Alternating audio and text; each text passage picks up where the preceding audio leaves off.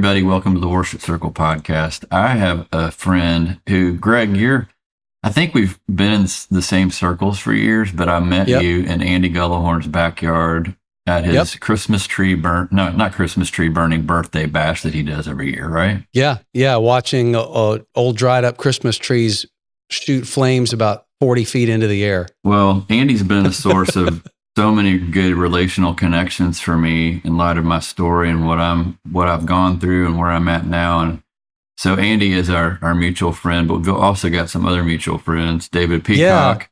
Yeah, once we got to know each other, we found at least 4 or 5 others. Yeah, Pete and Whitney Bradburn. Like there's so many.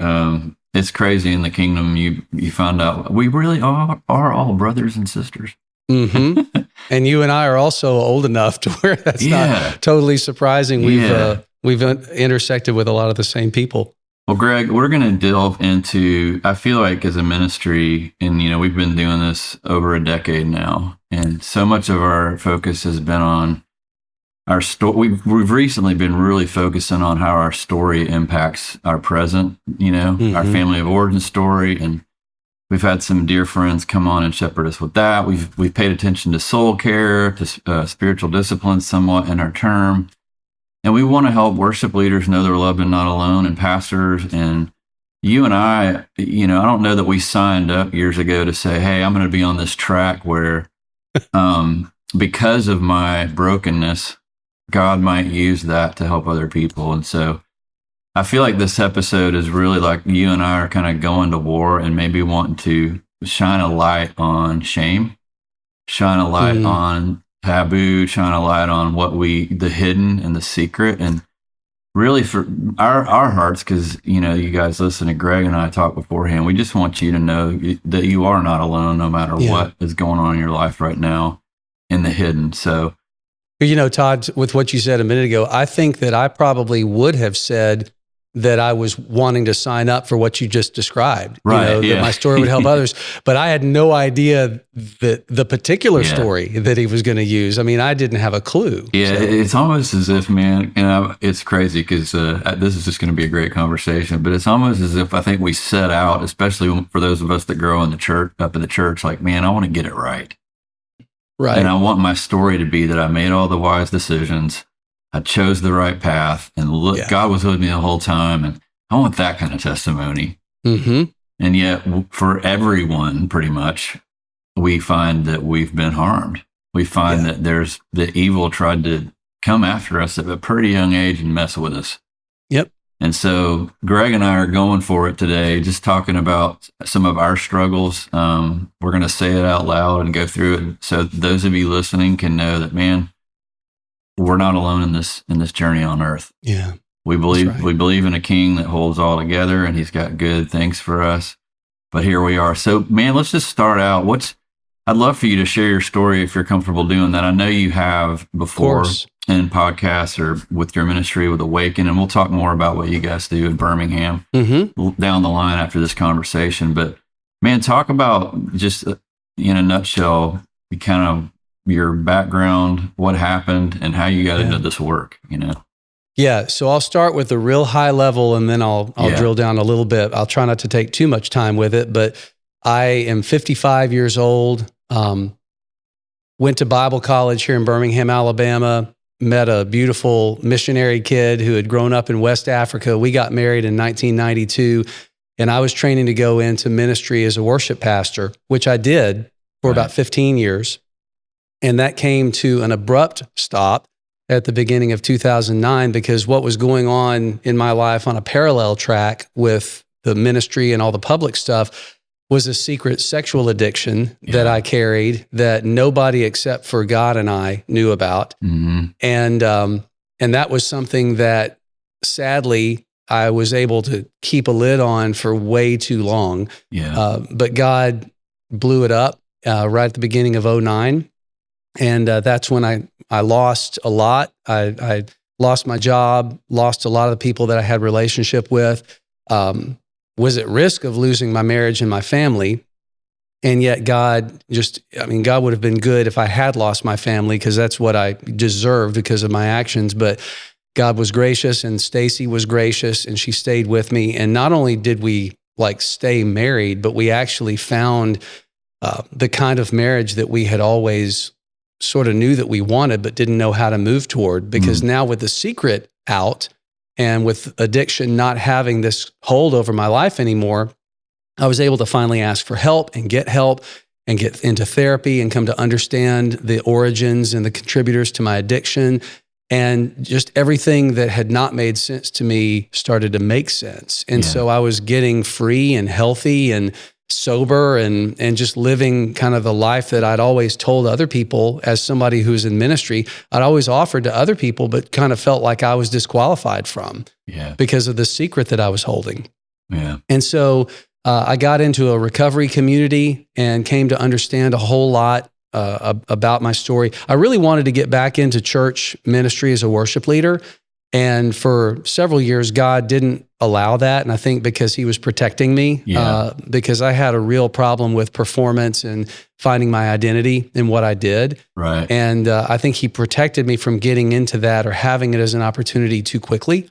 Eventually, I did have a chance to do that. But by then, I'd already felt like God was steering me in a different direction. And I actually said no to a church that offered me a job. And that was a real significant time for me because it was showing me that God was working in my heart in such a way to where like I could trust the direction that he was putting in front of me rather than assuming a direction that it had to look like and just going full steam toward it. Right. And so that just showed a lot of the healing that he was doing. And so the desires that I had as somebody who loved people and loved ministry, and I'm an Enneagram 2, I'm a helper, I love to walk alongside people. It just got redirected from the kind of ministry I'd done into just so many conversations. By this point, probably hundreds of conversations with other people walking through the same thing. And then that turned into what I do for a living now. 10 years ago, in the summer of 2015, Stacy and I started Awaken.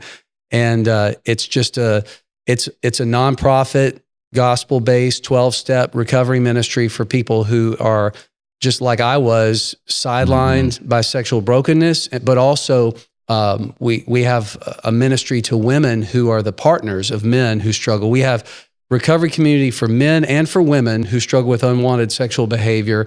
Most of the women in that community are single, but we also have a betrayal trauma community of women who have had, partner betrayal trauma from their husband, their boyfriend, their fiance. Some of them, their ex-husband. They're not married anymore, but they still need to heal. Yeah. And it's crazy that it's been 10 years, but that's where we are. And we've seen I don't know exactly how many people, but many hundreds of people. We've got 26 recovery meetings that happen every week all over the place. So it's wild.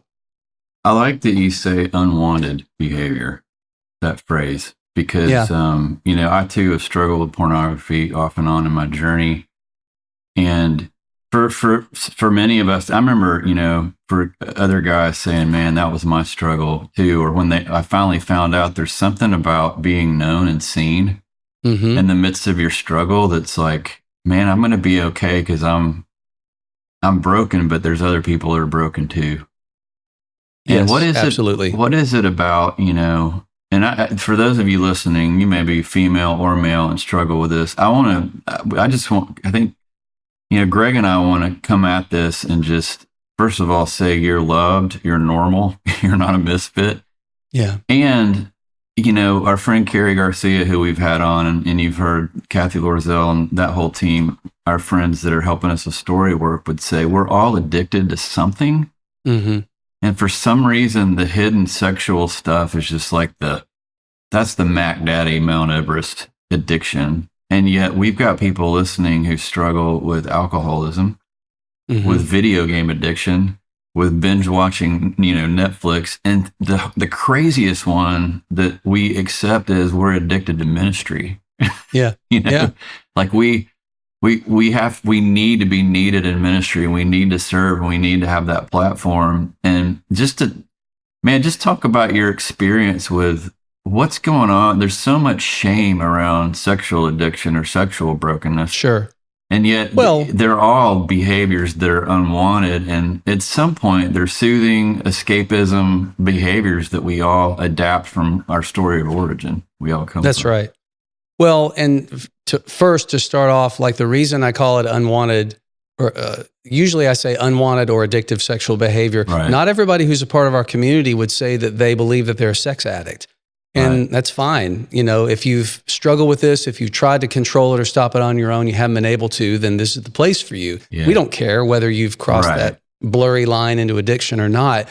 But I think that to answer the question you just asked me, I think that the power of sexually struggling is particularly powerful for Christians who grew up in a church environment that almost never talked about sex at all. Right. And so just that, you know, I've heard a phrase, what is exotic becomes erotic. Right. And so like, it's something we speak about in hushed tones. There must be something interesting there. But when we do talk about it in the church, it's usually just prohibitive.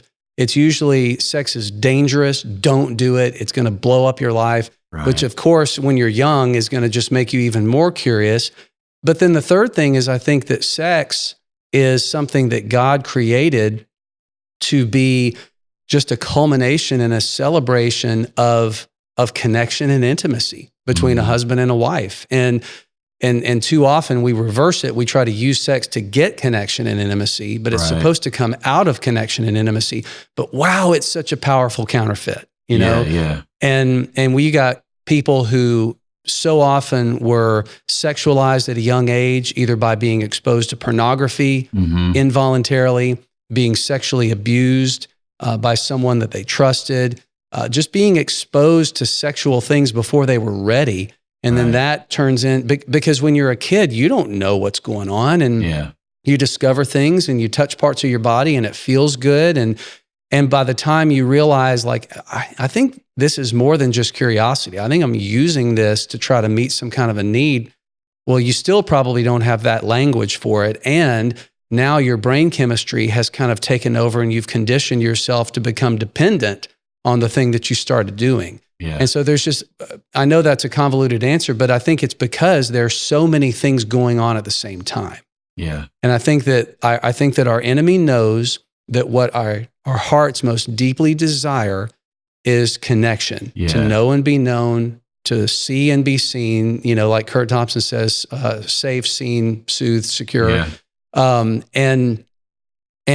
But there's a risk in doing that. And most of us, by the time we hit puberty, have learned about the risk, because the closest relationships that we've had in our lives have come with pain and wounding. And so we learn how to try to take the safe way. And so whether that's pornography, masturbation, or just relationless sexual connections, it feels like it's doing the trick. Right. And then eventually it doesn't. And by the time it doesn't, we're usually trapped in it. Man, that's good. How do we, so we've got people listening and they're like, hey, this has been my struggle, you know, and I'm on a stage leading people to Jesus before, and I've got a gift, or I'm a pastor and I preach. What do you do? Like, what's the pathway, you know, for someone listening to say, you know, and there's two parts of this question, Greg, because they call it purity culture. We all grew up in this deal where, hey, if you put, Kathy Lorzell talks about this, put the rubber band on your arm and you pop yourself if you have a bad thought, you know, and you're trying to do the straight and narrow. And there's this sense of which we just say, well, you're bad. Your sin reigns in your bones. It's evil. So just stay away. And that's your goal. But what you and I have talked about, and I know what you guys do at Awaken, what Gullahorn and everybody and Michael Cusick and these friends we have, they talk about is, what if we were curious about what happened to us? Yes. Jay Stringer has a book called Unwanted. I love that book. It's the first time I heard somebody go, man, rather than being repulsed by something that's off in your life, that's a counterfeit, what if you came after that counterfeit with curiosity? And you started wanting to know yourself well enough to go, what am I longing for? Which you said is intimacy and connection. Yeah, but we don't get there because we're, I think, often presuming that the whatever it is I'm longing for is bad. Yeah. And there's not a chance because what we've done out of that longing is something that we feel badly about. Right. And let's just go ahead and say a lot of times what we do is something we would call sin. Yeah. And it's not God's design. It's not God's best. And we feel shame. We feel guilt about it, which can be helpful, but then we feel shame about it, which isn't helpful. Right. And the shame clouds our view so that we're not able to get down and get to that desire that you're talking about. Yeah. Yeah. So you said, like, what do you do about it? I'll tell you what I used to do about it. Yeah. Is when I was neck deep in it, I would be acting out all through the week. And then, like, before Sunday, I would, like, legalistically pray, get it all cleared out, get my heart right so I could get through Sunday. And then I'd just fall back into the cycle the next week. And I would imagine there's probably people listening who are like, oh, that's what I do too. I mean, so many times just so that I could hold it together to get through either a band practice or a worship service, would just, like, desperately, like, God, please forgive me. I'm sorry. I won't do it again. Knowing full well I was going to do it again. But, like, there's the clearing that I had to do. Mm-hmm. And it was just, it was helpless. It was a helpless feeling because I knew full well that this was just a ritual that I was doing. Yeah. And what I do now that I've been, by the grace of God, walking in sobriety for 16 and a half years is I keep it out in the light. Yeah. And as you hear me saying that, it's like, that is the most terrifying concept imaginable to somebody who hasn't brought it into the light yet. And I get it. Like, I have over the years experienced jealousy when I hear the stories of people who just couldn't live with it anymore and they, like, raise their hand and they said, hey, I need help. This is what's going on. That's not my story. And I can tell you with confidence, I don't believe that ever would have been my story. I had to get caught because I was terrified of what would happen. I was terrified of consequences, of ruining multiple lives. And, like, everything had to fall apart for me. And I hope that conversations like this will be something that God uses to give people enough hope to say that maybe if I do raise my hand, it'll be okay. But I want to tell you that even if you don't, and even if your life does blow up like mine did, that's not the end. I mean, I'm sitting here talking to you, Todd, and it's funny because, like, you were somebody whose music back in the late 90s, early 2000s, like, I would use as a model for how I wanted our band to sound. So it's like, it's really cool that we eventually met. But the price of admission is somebody has to know about it other than just you and God. Yeah. The crazy thing, though, man, is that it's such a scary thing to come clean and just say, hey, this is my struggle. I'm broken. I don't know how to fix this, and raise your hand and surrender. Absolutely terrifying. And yet, because it could go really badly. Because I've talked to people that it did go really badly. And you can't control that. You could lose your job, you know? Mm-hmm. You could have to be sidelined for a while. You have to go into recovery, show up at meetings. And it's like, man, that's a lot of work. Wouldn't it be easier just to not tell people this is my struggle, you know? Well, yeah, for a while, it would be a lot easier because it has been.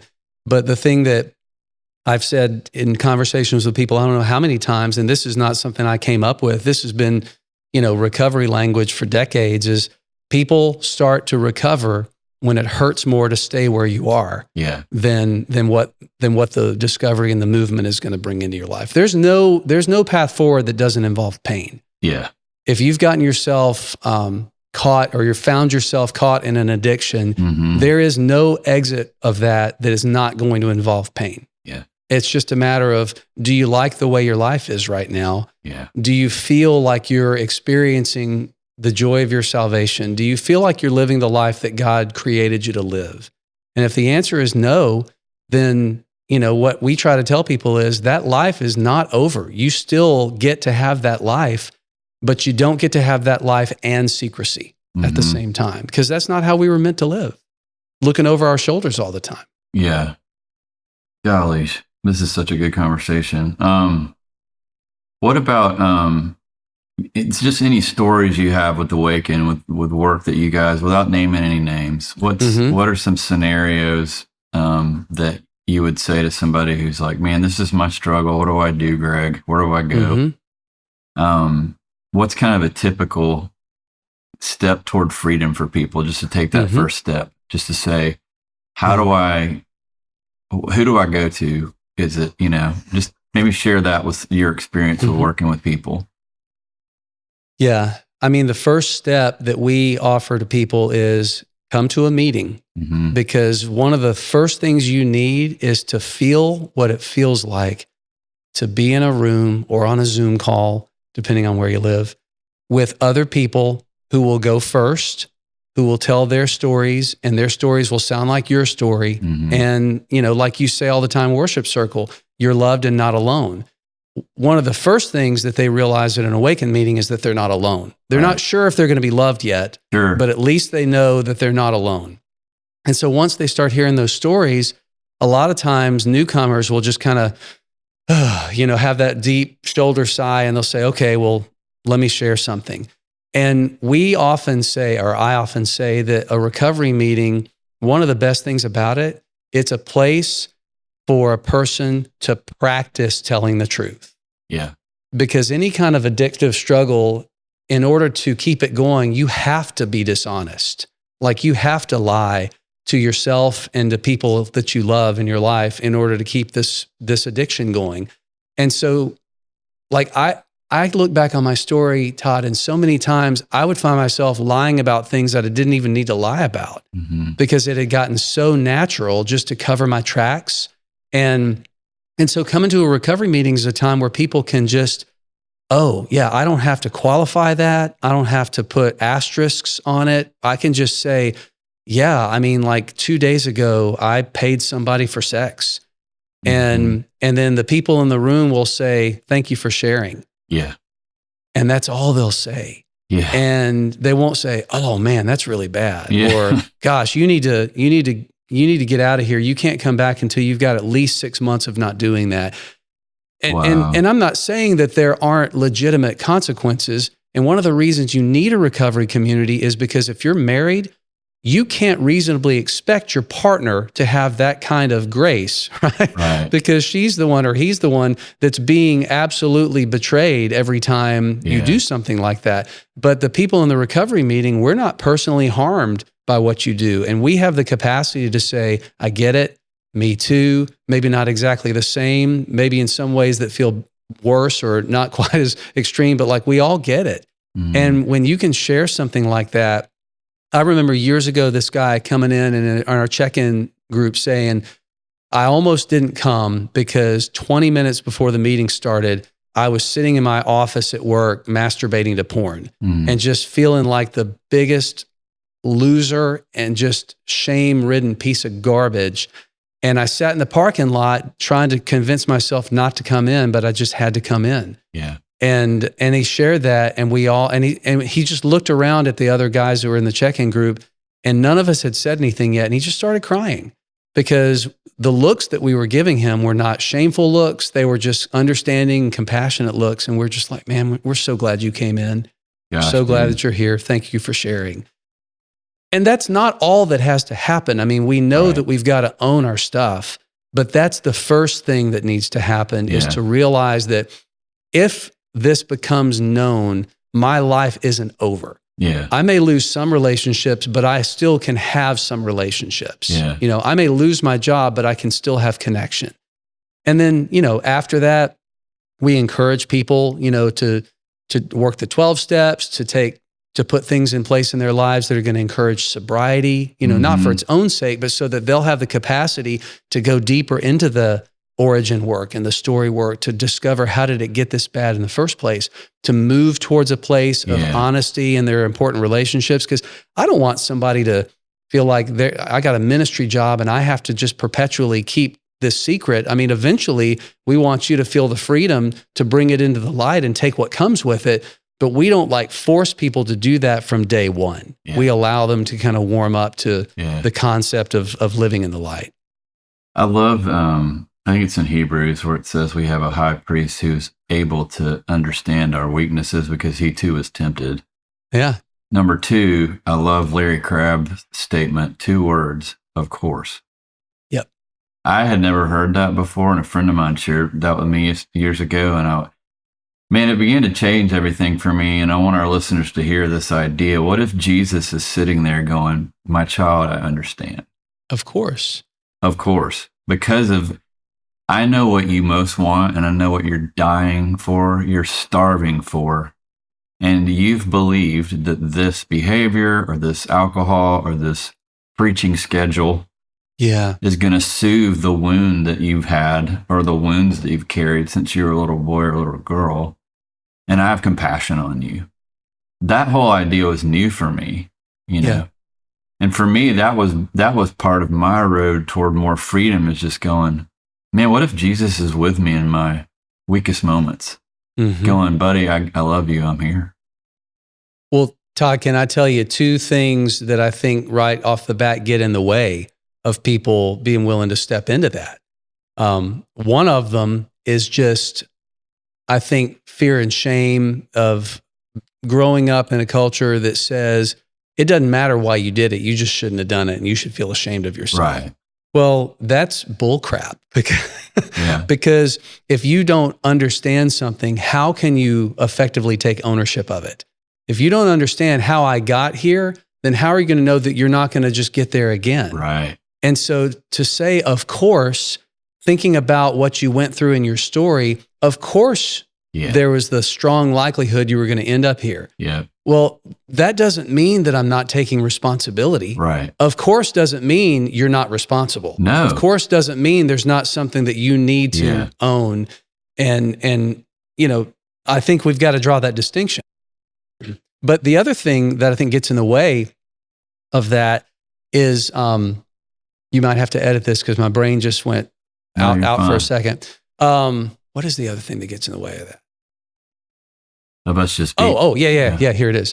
So I think the other thing that gets in the way of stepping into this kind of work is part of us knows that if I step into that and I get it in the light, I might have to quit doing the thing that has been my savior and my caregiver, you know, I know it's been a terrible one. I know it's been harming me while it helped me, but it goes back so far that it's been like, it's been my best friend that's also been kicking my tail for 20, 30 years. And what if I have to let go of this? And what if God doesn't come through for me? You know, so there's a lot of shame and there's a lot of fear that gives people more, of course, reasons for not wanting to step into this kind of honest work. Like, what if God isn't trustworthy enough to fill my longings? Yeah. That's a scary proposition. Like we've all been able to turn to our behaviors to self-soothe and be like, okay, I'm going to be okay. And what if, like, Lord, how are you going to fill, man, because I've worked some with my friend Michael Cusick, and Andy and I met on a men's weekend where we're doing recovery work and talking about story and just trying to, it's literally like you're looking for the signs on the path to go back and trace back the trauma and the stuff that contributed to the brokenness and the unwanted behavior. But I just forgot what I was going to say, Greg. I'll have to get Chandler to edit this. What are we talking about before that? Well, it seems like you were referring to some of the people who are doing work in this to kind of come to an understanding of our stories and start to do that work. Is that what you were going to ask? I know about? what I was going to ask you. What in your experience, because I know Michael talks about this, he's got a book, Michael Cusick, called Surfing for God. Like the idea is we all really are just longing for God. What in your experience is the antidote in real time for unwanted behavior, whether it's addiction of sexual nature, of alcohol, of church work? Like, what causes our hearts to heal and us to become more alive? What is the disinfectant that brings life? And there's maybe more than one, but what are some of the good things that God's going, but I have this for you? Yep. It's healthy connection. Yeah, retrain your brain, right? It's healthy connection. Okay. I mean, that's the answer. And the way that we experience it can be in 1,000 different ways, but we were made for connection. You know, we've got a podcast and you've been on it called What We Really Want, Conversations about Connection. And the reason it's called What We Really Want is actually from a story in Surfing for God. Yeah. When Michael was trying to come clean with Larry Crabb, because Michael was, kind of working in an internship under Larry, and he was trying to confess just a little bit of what he was struggling with. And so he said, I'm struggling with lust and fantasy and pornography. And Larry goes, well, Mike, I think if what you really want is to act out to porn, I think you should do it. Right. And Michael's like, okay, what's the punchline? And he's like, there's no punchline. If that's what you really want, I think you should do it. And after 2 or 3 times, Michael got frustrated and he slammed his hand on the table. He says, that's not what I really want. Wow. And Larry goes, oh, okay. Yeah. And so what do we really want? And sometimes we have no idea how to answer that question. Bro, that's the biggest question. Like, what do you desire?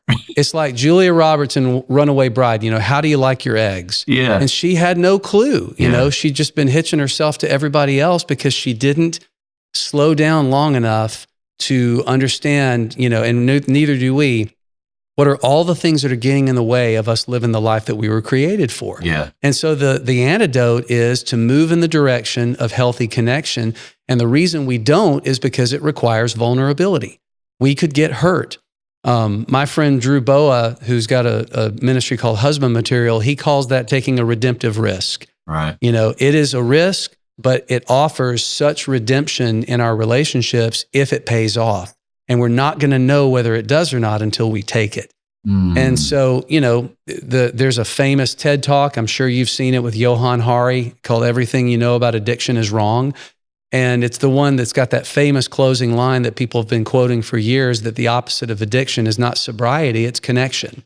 Yeah.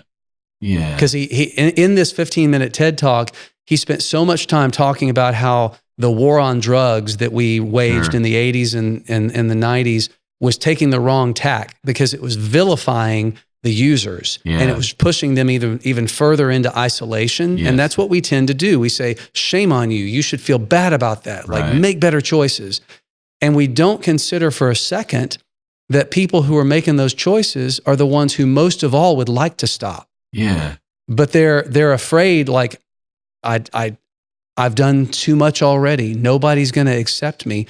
And so then if I stop using, then I'm going to have nothing. Yeah. And so he says, instead of singing war songs, we need to be singing love songs to addicts and saying, come, there's a place for you. Like, it's not that we don't care what you've done, but we care more about you than about what you've done. Mm-hmm. And we want to be there and walk with you and help you. Golly.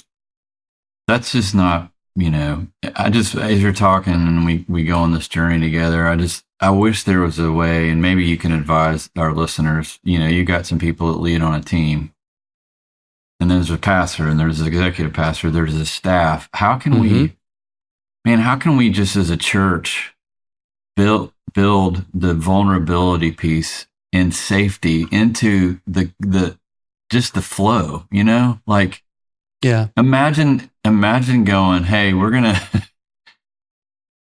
to acknowledge that we're all addicted to something. Let's just start there, which I love. Mm-hmm. Back to what Carrie Garcia was saying at Freedom Academy, which I love Freedom Academy. We're going to integrate it with Worship Circle next year some, but she showed this video about this rat and this cocaine water or something. Yeah. You've seen that was in the TED Talk that Johann Hari. It's called the Rat Park Experiment. People can Google it. I was laughing because it was a British guy saying cocaine. I told Carrie, I was like, that's making me die laughing. That was Johann. That she was probably showing from that TED Talk. He drank the cocaine. I don't know, like my friend Heath always says that, and we die laughing. But the point was, for those of you listening, that your vice dies in community. Mm-hmm. And because you're getting what you're looking for through the cocaine, or the porn, or the whatever it is, or the workaholism. Yeah. When we're getting what we really want, then the thing that we've been accepting or settling for doesn't seem to do it anymore. And we've got to acknowledge the neuroscience that in the initial phases, like getting your dopamine hit in a healthy way is not going to feel as good as an orgasm. Yeah. Like, sorry, but it's just not. Right. But our brains are plastic. God created them that way. And neuroplasticity says that over time, if we're moving in the direction that aligns with who we are and our identity, and we're getting our connection needs met in legitimate, healthy ways, our brains and our bodies will heal. Yeah. And how long it'll take, the only answer I can give is longer than you want it to, but in some cases, quicker than you thought it would take. Yeah. And that's what I want people to realize. There's a lot of things I want people to realize. One of them is this is a battle that is fought on a spiritual plane, but not just on a spiritual plane. It's on a psychological plane, an emotional plane, a physiological plane. And if we don't acknowledge that every part of us as a human being is affected by this, body, soul, and we're spirit. only trying to pray the struggle away, then we're not going to get the result that we want, because we're not acknowledging everything that has happened. And you don't have to ignore the spiritual to address the psychological, the emotional, and the physiological. They all integrate because we are integrated people. We're complex people, and we have to address all of it. I love that you brought up the brain science, because that was new for me. I mean, it's like you've got neural pathways that have formed over years, That's right. Of, trying to fix unwanted behavior, feel something because you're not feeling in other relationships or whatever. And you've compensated, and your brain literally has to be rewired and healed. Yeah, that's right. I mean, when you think about how do we feel, how do we get dopamine? Yeah. I mean, we get dopamine when we eat, we get dopamine when we have sex, but we also get dopamine. You have a dopamine hit when you play the guitar. Yeah. And I have a dopamine hit when I go for a run. When you go out and eat guacamole with friends and you are laughing at the table at a Mexican restaurant, you're getting a dopamine hit. And think about somebody who grew up isolating themselves because they were afraid to be known. They have inadvertently robbed themselves of the connected experiences that we were all meant to have. And so they just got them through a very narrow filter of things that were actually unhealthy. And so now we've got this whole world that opens up to us once somebody knows, and we can start discovering what it is that really gives us life and makes us feel connected to God, to myself, and to the people around me. Thanks for mentioning those, just in the neuroscience aspect, the dopamine hit life-giving things. What are some of the things with the community you've been in that are really good steps toward positive dopamine hits in the world? You mentioned some, like me playing guitar, going for a hike. Yeah. I like the idea of going, man, here's life. Choose one of these, And make connection community huge, right? But also, what are some things and that's one of the things Michael was teaching us, dude, what brings go play, And make your own list too. I mean, that's where the intersection of faith and relationships, and also a 90-year-old tradition that started with Alcoholics Anonymous in the 1930s comes into play, because that's why we get a sponsor and we work the 12 steps, because in doing that, we're learning how to replace a chaotic system that's been running amok in our lives with a system that's going to encourage us to live the way that we were meant to live. And one of the things that we do in our community is we encourage men to find a sponsor. And then one of the exercises that we encourage them to do is something that was come up with by a recovery fellowship called SAA, or Sex Addicts Anonymous. It's called the 3 Circles exercise. And you can Google it, but you basically draw 3 concentric circles, a big one and then a smaller one in that, and then a smaller one inside that. And the inner circle, the smallest one on the inside, that's where you write down your behaviors that when I'm doing these, that's me acting out as an addict. I cannot do this healthily. So looking at porn, hooking up, or, whatever's on your list, there's no ambiguity. When I'm doing that, I am acting out and I'm behaving as an addict. And then you go out to the middle circle, the one in the middle. These are, if the inner circle is red light behaviors, the middle circle is yellow light. And those are things that I'm not resetting my sobriety when I do this, but often when I do this, I'm checked out. I'm not in a good place. This often leads to acting out. And that can be scrolling on social media for 2 hours or, going to certain places and where I acted out before and just fantasizing about that. I mean, and again, people make out their own list. And then the outer circle, which is the biggest one, these are the green light behaviors. This is what I want more of in my life. Like, let me do as much of this because this is connected stuff. This can be going to therapy. It can be going to a recovery meeting with my sponsor, but it can't just be recovery specific things because we'll get exhausted with that. It's going to eat Mexican or going to see a movie or, just hanging out with friends or going to like I took my daughter to Ben Rector and Switchfoot a couple of weeks ago. Yeah. That was an outer circle behavior. That was a connected activity. And so if we're filling our lives with as many connected things as possible, before long, we're going to discover that the needs that we were trying to meet through acting out, whether it's drinking, taking drugs, having sex, gambling, or overworking, exercise, compulsive exercise, video gaming, we don't need it as much. Yeah. We don't need it as much. Now, there are obviously extreme cases where the addiction has gone to a level where you're going to need interventions beyond what I'm talking about. Some people need inpatient treatment. Some people, you're going to say, well, I think that's probably something that I need. I'm just saying that whether or not you discover that more intense interventions are necessary, what I'm describing is something that's going to be helpful for everybody in kind of assessing where you are and identifying where it is that you want to go. Yeah. I love the question, first of all, for those of you fortunate enough to be watching this on YouTube, because we're trying to get people to watch on YouTube because we do have the video. Side thing, I had Gullahorn on the last podcast. 3/4 of the way through, he picks up an American Girl doll and starts stroking the hair. And I'm like, Andy, I cannot take you seriously. But for those of you that know Andy, so the podcast you guys have is what we really want. That's on the thing. So you guys have been doing that, trying to help people for a while.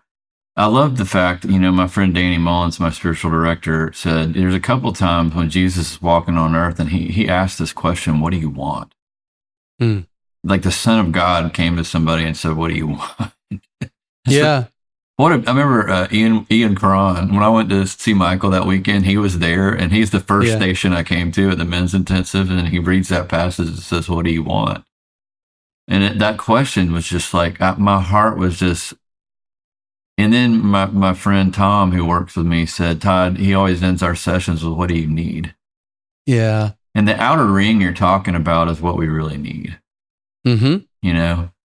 And I think that the freedom and the joy and the life comes when we do create these neural pathways, and we're finding this connection in these activities that our bodies are engaged in. They're life-giving, I just love that Jesus gives us new healing and new paths and new things to enjoy that are connected with people, I love that too. I mean, when you just said that Jesus asked those questions, I remember one time in the Gospels, what do you want me to do for you? Yeah. And then at the pool of Bethesda, the crippled man, he says, do you want to be well? Yeah. And I'm like, God, that's a stupid question. Like, of course he wants to be well, but it's not a stupid question. That's a huge question. Because there are so many of us who have crippled our lives with this or that. And yet here's a help that's being offered. And how many of us stay in the mess, right? Because with my brain, I would say, or with my thinking brain, I would say, of course I want to be well. Right. And yet I keep myself stuck. Yeah. And so Jesus was not asking a rhetorical question to the guy at the pool of Bethesda. Do you want to be well? And then he called him to do something. And I think we've got to ask ourselves that same question, or hear that question that the Lord is asking us, is like, do you want to be well? Well, okay, then let's take a step. Let's move in the direction of where the wellness is going to come from. If you want help, really you've got to move toward it. Yeah. What do you find that people really want? Well, first, I find that a lot of times people will answer that question by saying, I don't know. Yeah. They'll say, I don't know what I want. And part of the reason for that is because nobody has ever asked them before. Yeah. A lot of people that we work with have been just in a system that tells them what they want and what they should do and what they need, and just and glorifies compliance. And I'm not saying that obedience to Scripture is not a good thing, because it is, but because I said so is a great reason to give to a toddler, but it's not a great reason to give to somebody as they get older. I mean, we need to know why we're doing the things that we're doing, and we need to know what we're hoping for out of that. Yeah. And so oftentimes people don't know what they want. And when we slow the pace down enough to say, what do you want for yourself? And I want to quit looking at porn. Okay, that's awesome. If you were able to quit looking at porn, what do you imagine that would give you in your life that you don't have right now? Because what they really want is something a lot better than not looking at porn. Yeah. What they really want oftentimes is the answer that comes, I want peace. I want freedom. I want joy. Yeah. And porn is robbing them of peace, freedom, and joy. Yeah. And so sorry, Todd. You're fine. Man, I got crap on cords, so you're fine. There's some more editing for Chandler to do. Chandler can. What people want, we've got to slow the pace down enough to let them know, first off, there is something deeper than on the surface that you're looking for. And let's get down under there and figure out what it is. Let me support you while you discover what it is that your heart most deeply wants, because the thing that your heart wants is not a bad thing. Yep. It's a good thing. Yep. It's a beautiful desire that people like Michael Cusick say has become a distorted desire. Yeah. The desire wasn't bad. The direction that it took was bad. Mm-hmm. And then when they're able to say, yeah, peace, joy, freedom, that's what I want. Yeah. Awesome. Well, let's let God use this process to help you understand what's been getting in the way of that, so that we can move in a different direction towards the thing that your heart has been asking for. Yeah.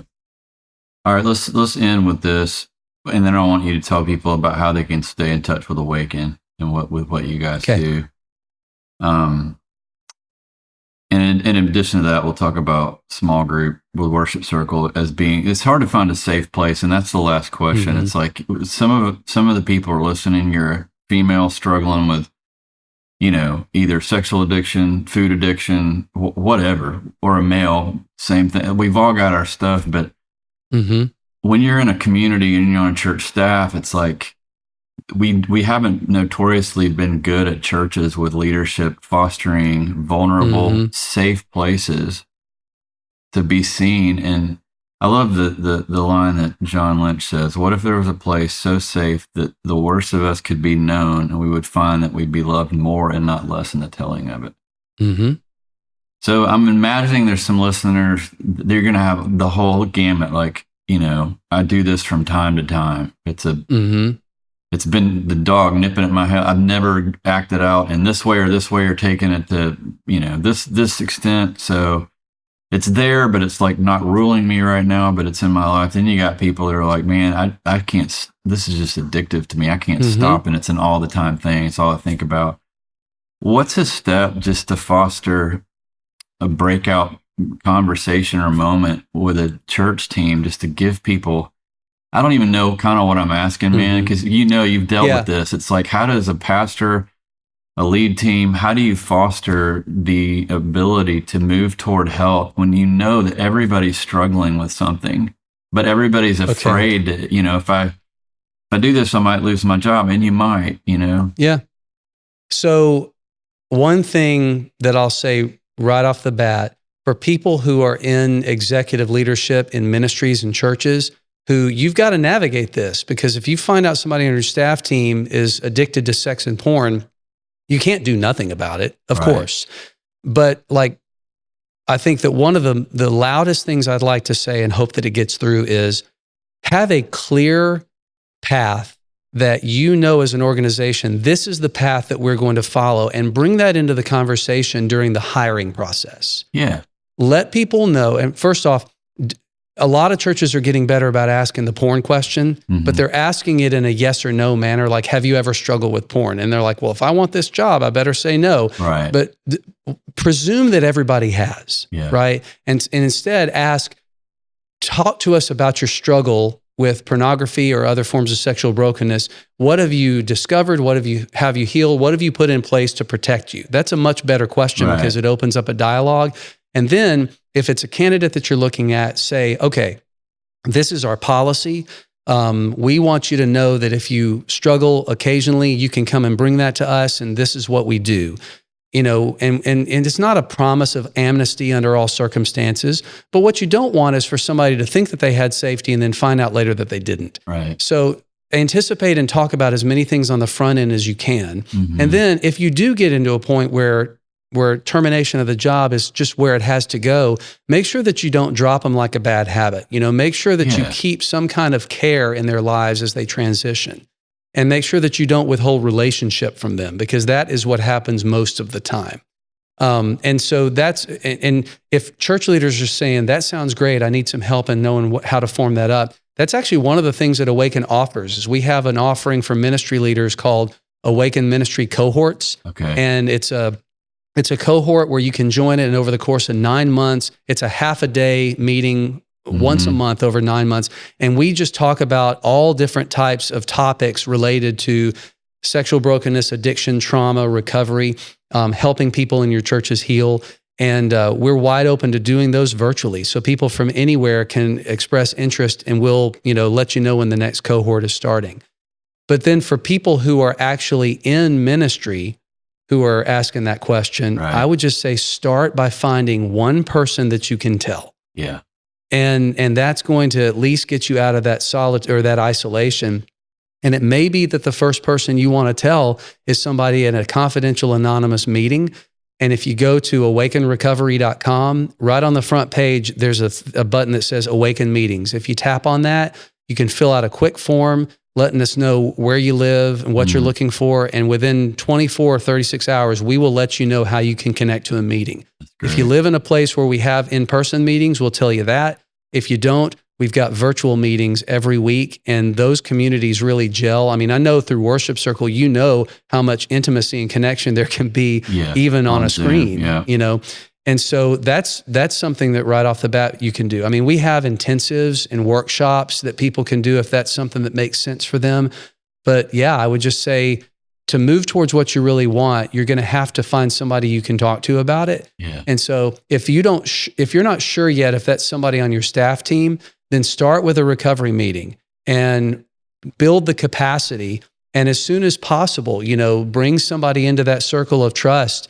And more than trusting your staff team not to fire you, what if the goal was trust God to take care of you no matter what happens? And I know that sounds like a platitude, and I know it's easier said than done. Yeah. But I think that if we have support, we can get to the point where that's not just words, it's actually something that we're experiencing. I love that, man. Well, Greg, thank you so much for your time, for this conversation, and I just love the fact we're, as a ministry, talking about this with you guys. Thank you for having me on, Todd. This has been amazing. We've, and for those of you worship leaders and pastors listening to this, we've got a new term coming up in 2026. And I would just say, if you're in a spot where you're just like, man, what Greg's talking about, I need that now, go to awakenrecovery.com or org.com. Mm-hmm. Check out what they have to offer. Andy and I both believe in Greg and their team and what they do. They've helped a lot of people. And man, the Worship Circle small group environment, we've had so many terms, bro, where, guys and women can finally get in a safe space where they can have that vulnerability and find that they receive love. And as they're able just to be real in small group through the term, it's a definite massive step toward freedom. Absolutely. And, and I'm glad that you said a step towards freedom, because I think that there's this false fantasy of when I tell somebody, it's like, the finger's going to snap and I've got freedom 100%. Yeah. It's a path. I mean, it's not that telling somebody takes away the triggers or takes away the temptations or is going to guarantee that you're never going to fail again. But having a place where you can even take that failure and know that you're going to be loved and accepted is a huge part of it. Man, I think the thing that, as we close, that blows my mind, and really where I'm at in this season, and some of the story work I've done with Carrie and Adam and my friends, is like, would you go back with Jesus and allow his tears to coincide with yours over what happened to you? Yeah. And I think that's to me like I envision Jesus with us as kids just going, my beloved, I'm so sorry that happened to you. And these tears from the Son of God on your behalf, and the harm and the brokenness and what happened and what you longed for and didn't get. My tears are falling off my face and my beard for you. And would you allow yourself to grieve with me the harm that happened in your story on this earth when shalom was broken? And start there, because until we do that, and you know this, Greg, until we find out the origin of this behavior, regardless of what it is, where it's coming from, we're still just doing the mask thing, you know? We're masking up every week to serve. Yep. And I just, I know this is your heart too. I feel like we're in a war. It's a spiritual battle, but we want healing and wholeness and wholehearted ministry leaders and sons and daughters to not carry information to people, you know. So just tell them that God loves them. He does, but to manifest his presence in a way, because they've paid attention to their own harm and healing, and they're on that journey. And it's going to be a lifelong journey for all of us. Yeah, absolutely. You know, and it's been, you know, since January of 2009 that I've seen different things. Yeah. And I've seen God do healing that before January of 2009, I could never have possibly imagined and definitely wouldn't have believed. And so I just want to acknowledge that for people who are listening, who are like, yeah, but it would be worse with me. It wouldn't work with me. That's what I thought too. And I get that you think that, and nothing that we say in a podcast is going to be able to convince you, but I hope that God will use it just as a nudge to moving in that direction of, well, you know, it's got to be better than what I'm getting now. And if you're sick of being stuck, then what if we tried finding that one person that we could tell our story to, who could help us see God's heart and his compassion for us? Yeah, great first step. Choose wisely your one person. That's right. Because the one person could be the ticket out or the more shame, you know? And so that's right. And you know, the people that are the ones that are going to bring Jesus to you are the ones that have done their work. And, that's right. If you don't know who that one person is yet, then you know, find something like Awaken. It doesn't have to be Awaken, but it or something like it. Yeah. And you can try it out there first, and then you can begin to really look at the relationships you have in your life and just ask God to give you a sense of who are the safe people in my life that I can go to. Love it. Yeah. Greg Oliver, awakenrecovery.com. Thanks so much, buddy. And what we really want.show. What we really want.show. That's the podcast. So, yeah. Shameless self-promotion. No, man. It's like anybody doing this work needs to have a connection to people, because you guys are helping a lot of people, and you're helping an epidemic problem in the world, but also in the church. We're not immune. Well, as a former worship leader, I'm filled with gratitude for what you are doing through Worship Circle. And I wish it would have been around when I was doing it, but I'm so glad that it's around now. Thank you, Todd. Thank you, buddy.